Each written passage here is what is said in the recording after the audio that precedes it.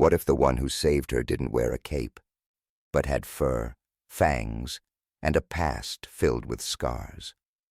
Before you dive into this emotional journey, remember, like this video if you believe real heroes walk on four legs. Share it with someone who needs a little hope today. Comment below if a dog has ever changed your life. And don't forget to subscribe for more true stories that prove courage comes in all shapes and species. She wasn't supposed to be out there alone. The autumn wind swept through the sleepy town of Ashridge, tossing leaves across the cracked sidewalks and whispering secrets through the trees. 10-year-old Clara Walsh stood by the edge of an abandoned lot, barefoot, coatless, her tangled chestnut curls blowing wildly around her face. No one knew she had slipped out. Not her foster mother, still asleep with a bottle on the table. Not the caseworker, who promised to check in next week. Clara had learned not to wait for people. But something had drawn her outside that morning. A sound, a feeling, a pull in her chest that said, "Go." She crossed the broken fence, stepping carefully over shattered glass and cigarette butts, heart pounding. Her oversized pajama pants snagged on a bramble bush. She didn't care. That's when she saw the dog. Massive, silent, watching. A German shepherd, alone in the lot. His ears twitched, his dark amber eyes locked onto hers. She froze. The dog didn't move. Neither did she. Something passed between them. Recognition, maybe. Pain, loneliness, and then, slowly, the dog stepped forward and sat. That was the moment Clara's life changed, forever. Before Clara ever saw him, the German shepherd had already lived two lives. He'd once worn a badge, part of K-9 Unit 47, partnered with Officer Ramirez, a kind-hearted cop with two daughters and a laugh that could fill a room. They were a team for 5 years, chasing down suspects, finding missing persons, and once saving a child from a house fire just before the roof collapsed. They called the dog Ash, short for Ashcroft, the station where he'd trained, but Ramirez always called him Buddy. Everything changed one rainy night. A pursuit, a dark alley, an ambush. Ramirez didn't make it out. Ash stayed beside him for hours, refusing to move even as sirens wailed. After that night, Ash wouldn't eat, wouldn't bark, wouldn't respond to his name. The department retired him. No one could adopt him. He growled at families, snapped at shelter staff. Eventually, they stopped trying. He was transferred to a rural rescue facility. No photos, no visitors. Ash became the dog no one could reach, until the day he escaped. No one knows how he got out. The gate was still locked, but he vanished without a trace and wandered for days until he ended up in that empty lot in Ashridge. Waiting. For what? Even he didn't know. But when he saw the little girl in torn pajamas and haunted eyes, something in him stirred. The broken dog saw a reflection of himself. It started with a scream. Not loud, more like a strangled sob, barely audible over the wind rustling through the chain-link fence and the distant rumble of traffic. Ash's ears perked. There, huddled behind a rusted dumpster, was the girl. She couldn't have been older than 10. Pale, thin, her tangled brown hair clung to her cheeks. One sneaker was missing, and her left arm was wrapped around her ribs like it hurt to breathe. She looked up, and their eyes met. She didn't scream, didn't move. Ash stepped forward, slow and cautious. The girl flinched, but didn't run. He stopped just out of reach, tilted his head. She whispered, hoarse and shaky, "Are you going to hurt me too?" Ash lowered himself to the ground. No growl, no bark, just quiet. Something about his stillness, his sad, watchful eyes, made her shoulders drop. Then, From somewhere beyond the fence came the crunch of footsteps on gravel, voices, shouting. The girl scrambled backward in panic, knocking over a rusted tin can. Her breath came fast, shallow. She tried to stand, but collapsed with a cry. Ash was at her side in a flash. The voices grew louder, closer. She looked at him, terrified. Ash did something he hadn't done in months. He barked. A deep, echoing bark that sent birds scattering and lights flickering on in the nearby houses. And when the first shadowy figure appeared at the end of the alley, Ash stood between them and the girl. He didn't need a command. He'd found his mission, found his. Ash didn't move right away. He stood frozen in place, his body blocking the girl, his mind locked in an old loop of hesitation. Because once, not long ago, he had stood between danger and someone innocent. And he'd failed. A faulty command, a delayed reaction, a scar on a child's arm that never fully healed. That single mistake had cost him everything. His badge, his handler, his purpose. Ash had been retired, labeled too unpredictable, too broken. Now, as the first man rounded the corner, eyes wide, face half hidden by a scarf, Ash's muscles tensed, memories snapping like electric wires in his brain. He knew how to take down a threat, but could he trust himself again? Behind him, the girl whimpered, clutching at his tail for balance. It was that touch, small and trembling, that brought him back. Not a command, not a handler's voice in his ear, just a child, bruised and barefoot, silently begging him to believe in something again. Ash growled. It started low, vibrating in his throat, and when the man stepped forward with a glint of something metal in his hand, Ash answered the call. With teeth bared and heart pounding, he launched himself into the darkness. The fight was loud, brutal, and fast. Ash collided with the intruder mid-lunge, his jaws clamping down on the man's forearm, sending the weapon skittering across the floor. Another figure shouted, maybe in panic, maybe in warning. But Ash didn't let go. The girl stood in the corner, knees buckled, arms wrapped around her middle. She should have run. Most kids would have, but not Clara. Not this girl.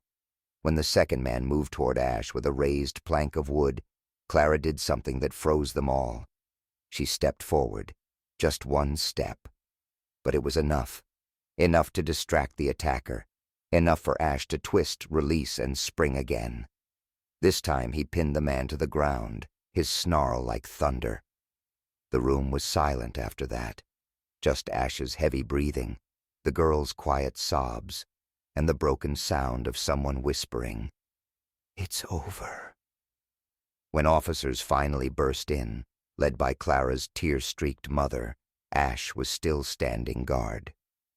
He didn't bark, didn't move, just looked at Clara, as if to ask, "Are you all right?" She didn't speak, but she nodded. And with that nod, something shifted inside the dog, who thought he couldn't be trusted again. Because she hadn't run. She had believed in him, and that somehow made him believe in himself again. The ambulance lights painted the night in flickering red and white. Clara sat on the back bumper, a thermal blanket wrapped around her, but her eyes weren't on the paramedics or the crowd of officers speaking in urgent tones. They were on him, on Ash. His gray-black fur was streaked with blood, not his own, and a deep gash ran along his flank.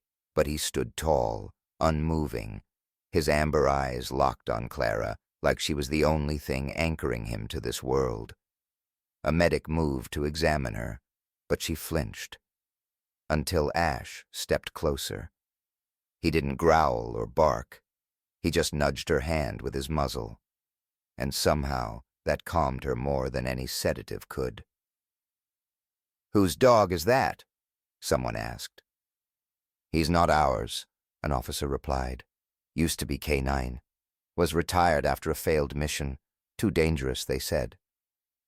Clara looked up at that. Dangerous? She whispered. He saved me. Her mother knelt beside her, brushing Clara's hair from her face. You're safe now, she whispered. You're so brave. But Clara shook her head. He was brave, she said, pointing to Ash. He came for me. There was a pause, a quiet sort of reverence that settled over the group, and then the officer added, We don't know where he came from, no ID, no handler, just showed up. Clara tightened her grip on the dog's fur. He's mine now, she said. Her voice didn't leave room for argument. And Ash? He sat beside her, not as a former officer, not as a retired dog, but as something else. A guardian, a partner. For both of them, the line between past and present had been crossed. This wasn't just a rescue, it was a rebirth. Life didn't magically go back to normal. Clara couldn't sleep without nightmares clawing their way into her dreams. Loud noises made her flinch. Crowds made her nauseous. And school? It felt like another planet. The only place she felt safe was near Ash. But even that wasn't easy. He was a hero, but a broken one. He barked at mail carriers, lunged at strangers who walked too close, and once tore apart the couch when a balloon popped during Clara's birthday. Her mom was scared. The neighbors whispered. The school principal called home after Ash followed Clara and refused to leave the playground fence. He's a danger, someone said. He needs to be put down, another whispered. Clara heard it all. So did Ash. At night, she would hold him close, tears soaking into his fur. They don't know you, she whispered into his neck. You're not broken. You're just scared. Like me.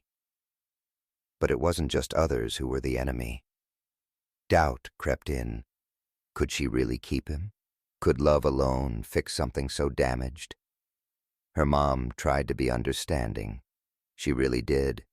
But the warning letter from the housing association, the destroyed furniture, the constant vet visits, it wore her down. I'm not saying give him away, her mom said one night. But maybe there's someone who can help. A trainer. A facility. Clara shook her head violently. He's not going anywhere. But he could hurt someone, her mom whispered. No, Clara said. He protects people. That's what he does. The tension grew. And then one day, the inevitable test arrived. A break-in. 2 men. A knife. Clara was home alone. And Ash? Ash didn't hesitate. Glass shattered. A scream. And then silence. When the police arrived, they found Ash standing over one of the men, blood on his muzzle. Clara huddled behind the couch, shaking, but alive, very alive. Suddenly, the question wasn't, should Ash stay?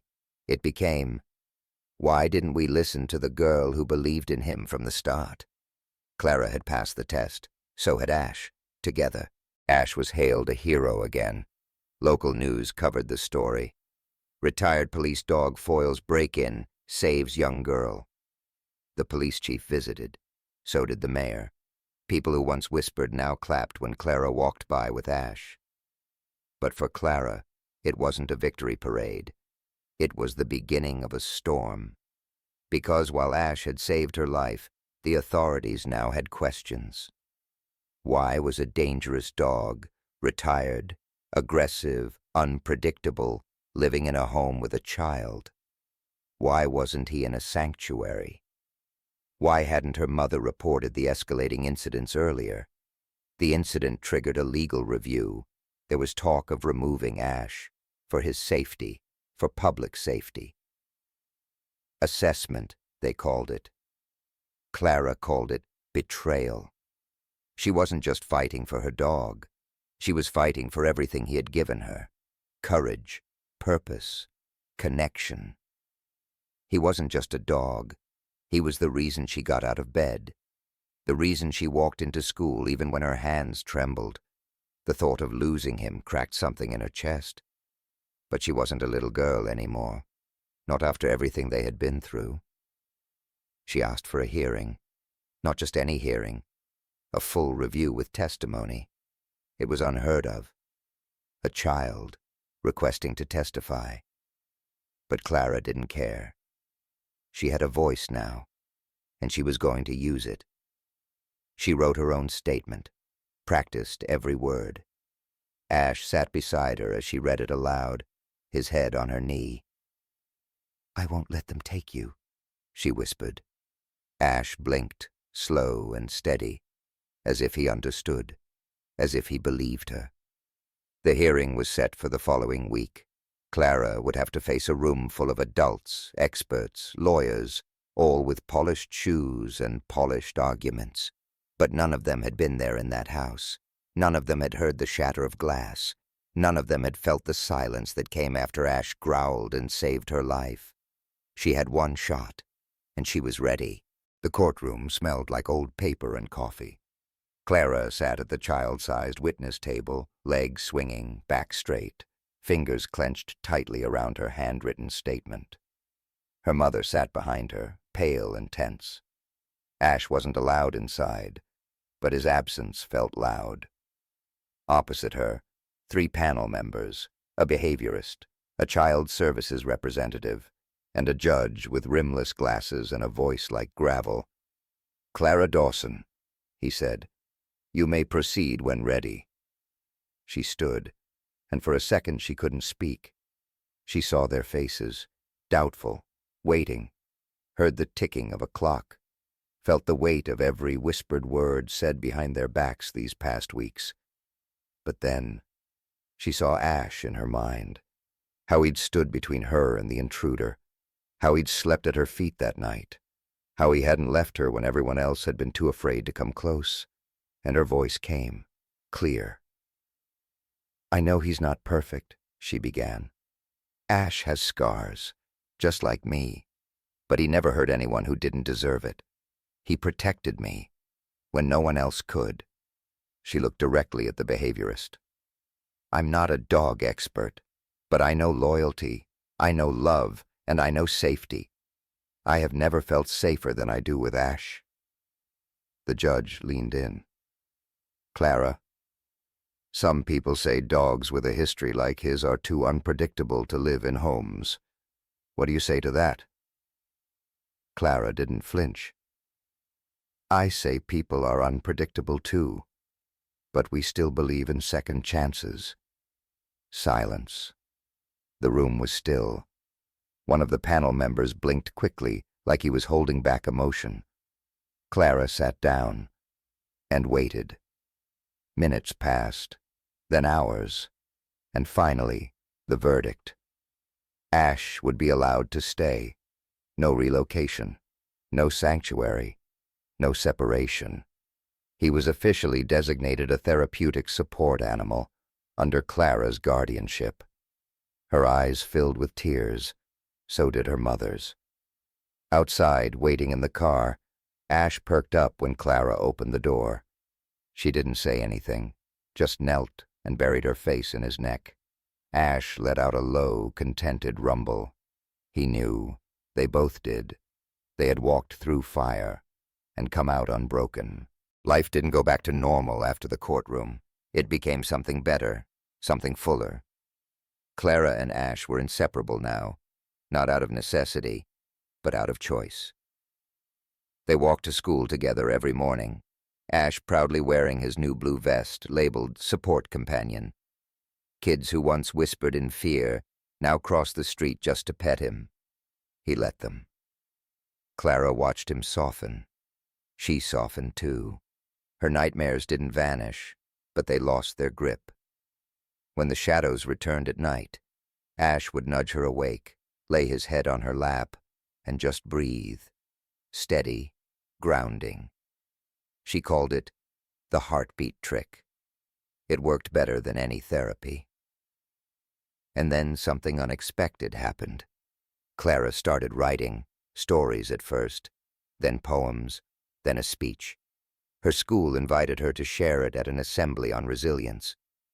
She stood on stage, hands no longer trembling, Ash seated at her side. "When people ask me who saved me," she said to the rows of silent students, "I say it wasn't just a police officer. It wasn't just my mom. It was a dog who no one believed in anymore, except me. And maybe that's why he fought so hard, because we both knew what it felt like to be discarded." The audience was quiet for a long time. Then someone clapped, then more, then a standing ovation. Ash didn't understand the applause, but his tail wagged anyway. The principal pulled Clara aside afterward and asked if they'd consider helping other students, kids recovering from fear, grief, trauma. Clara looked at Ash, who gave one of his gentle chuffs. "Yes," she said. "We'd like that." And so they did. Ash became a fixture at the school, not just a dog, but a symbol of strength, of healing, of stories that don't end where they begin. Healing is never a straight line. Some days Clara danced through her routines, beaming as Ash trotted beside her like a shadow made of loyalty. Other days, she found herself frozen by a stranger's voice, a creak in the floorboards, or the way a certain car engine roared outside her window. But this time, she wasn't alone. Ash always noticed before anyone else. If her shoulders tensed, he was there. If her breath caught, he nudged her hand with his nose. On days when words felt too heavy, she would simply lie with him on the floor, forehead against his, as if sharing the burden across two hearts.